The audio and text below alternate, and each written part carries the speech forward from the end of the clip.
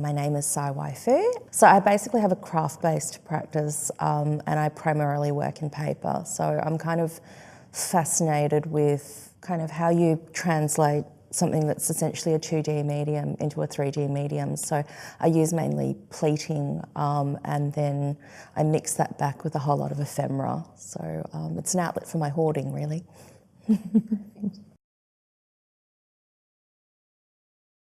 My training's actually in fashion design. So I studied back in the 90s, which seems like a very long time ago. And the reason I got into fashion was, I still love the industry, I'm still active in the industry. I suppose coming from a immigrant Chinese background from Malaysia, having to have a job at the end of it was really important to my parents. And I suppose important to me as well, being able to have a living as such. So yeah, I went into fashion. I ended up in commercial design. And after a while in that industry in Australia, I thought, I'm really not doing anything that creative anymore. I've always drawn, I've always made things. I've always been good with my hands. I've got what they describe as a high level of manual dexterity. So about maybe 10 years ago, I went back and studied just a visual arts course at RMIT. So it was just a diploma course, and it was just so I got back into making again, and really fell in love with, I suppose, printmaking in terms of it being very process driven. And also printmakers, I think they're used to working in a collaborative or studio environment as well. So that really appealed to me, coming from a fashion background where I've always worked in a studio environment. I sort of was just playing around with paper and,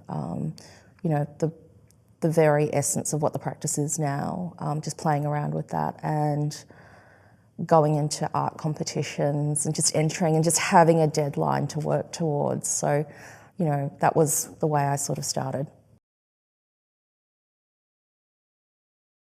It's an overwhelming need to be able to make and to do. It calms me. It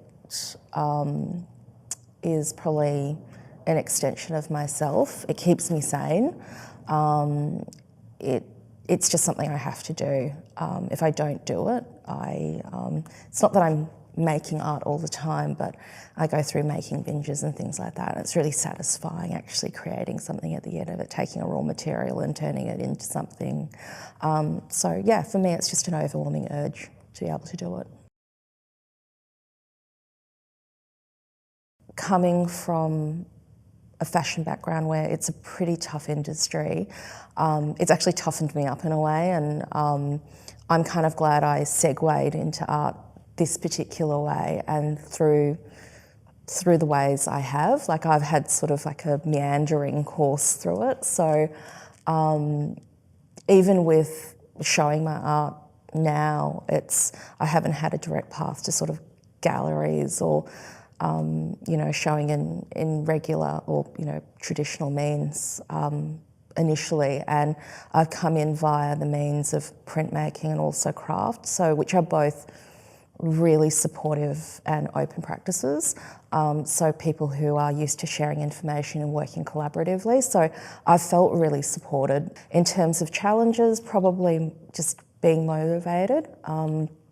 That's something that, just you just have to sort of keep yourself going. I think it's just any sort of self-driven practice that's incredibly challenging. And I think the other thing is dealing with any sort of rejection as well. We all get the awful rejection letter, and I have this ongoing joke about how I'm just going to collect them all and then put them into some sort of like installation piece of how nobody loves me. But just getting over those issues. But you just sort of dust yourself off and go, all right, what have I learnt from this? Move on. Let's, go on to the next project. But yeah, otherwise, no, I think I've actually had it pretty good so far.